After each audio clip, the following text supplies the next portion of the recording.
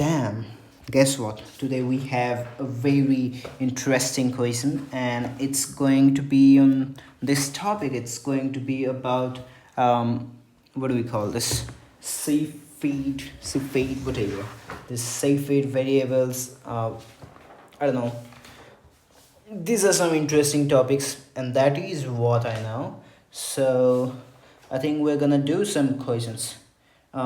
I guess it's not this actually. I guess it's this. So we have this question. Just read this question, okay? We have just nothing, a lot of things here. I'm going to tell you about this. So, um, just quite a screenshot it. You can pause it to read the question. I'm not going to waste a lot of time here. So yeah. So we have H alpha by H beta as our Balmer decrement thing, which measures the loss extension gas intensity, and we have been given a lambda as K lambda. We do have EB minus V, and this is the extensor curve, and this is the color axis in bands B and V. So what we're going to do is we have been given there lambda is something equals to 2.0 and 0.63, something like that. So we use kh alpha as 2.659 times minus 1.857 plus 1.040 by divided by 0.6563 plus 3.1, because it's like literal given in here. Okay, so you can just see what, yeah, you can just see yeah.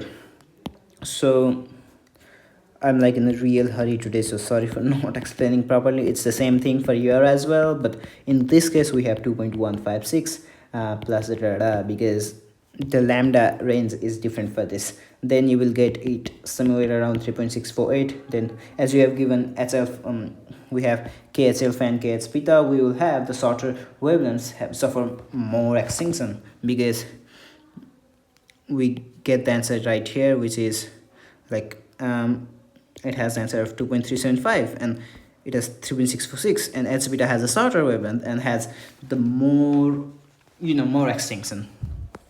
So in another question we have been asked the ratio of the color axis. So we need to know that E as beta minus H alpha divided by E B minus V. Yeah, so we have E H beta minus H alpha as beta minus H alpha observed minus the intrinsic case. So color axis is defined as the difference between the observed and the intrinsic color, and extinction adds to the magnitude to each wavelength. So m lambda observed, I'm giving you this like the general viewpoint of this. So just keep the lambda of H alpha and H beta here, you will get this. So after you get this, you will get somewhere like E H beta minus H alpha, as I already said you, this is OBS minus the intrinsic, and you will get AH beta minus AH alpha. So when we equate the two equations that we have made, this one and the other one just right before it, we will get EH beta minus alpha is going to be equal to H beta minus H alpha. So, and again we know that AH alpha and AH beta can be found. This is the AH alpha, and this can be found by K multiplied by AH alpha E B minus B. I mean, sorry, not multiplied, but yeah. And then we basically get then we basically get E as beta as alpha as, just put the K common, right? I mean KH alpha minus KH beta EB minus V, right? Because it's going to be multiplied, this is going to be multiplied with each of those extensions. Then just put this here and you will get the ratio and the difference of this, which is 3.648 and the 2.376, which is 1.270, is going to be the answer for this. I guess if you just pause the video and see around here, I will just give you the hint, like this is H alpha and H beta, and we have been asked for this, and what I all did was look at the range of these, and actually it's like just testing your mathematics, upon mathematics and other skills. There's no big physics right here.